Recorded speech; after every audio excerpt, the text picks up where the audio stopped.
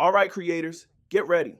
Public Domain Day 2026 is almost here, and it's bringing a massive wave of pop culture icons and literary legends with it. This is a huge opportunity, especially if you're working on a tight budget. But before you get too excited, there are some critical rules you absolutely need to understand.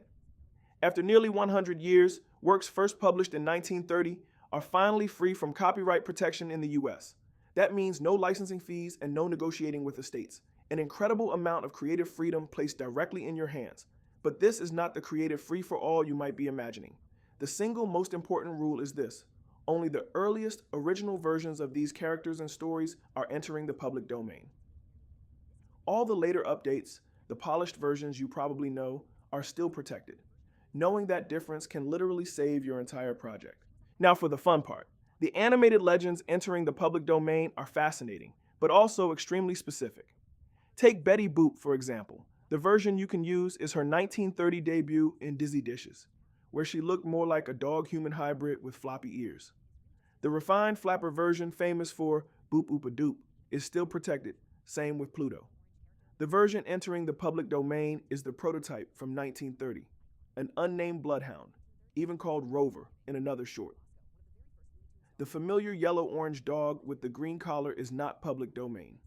You're getting the concept, not the final icon. And the class of 1930 keeps on giving, including Bosco, one of the first Looney Tunes stars, Flip the Frog, and the earliest version of the Three Stooges from Soup to Nuts. Just remember, you only get access to these specific early forms. This exact principle applies to the literary world too, and writers should be drooling because this is a goldmine. When a book enters the public domain, the character in that specific version becomes part of our shared cultural toolbox that opens the door to an entire universe of creative possibilities. The lineup is incredible. Miss Marple from her very first novel, the first 4 Nancy Drew mysteries, Sam Spade from The Maltese Falcon, the classic Dick and Jane readers, and Harriet Vane.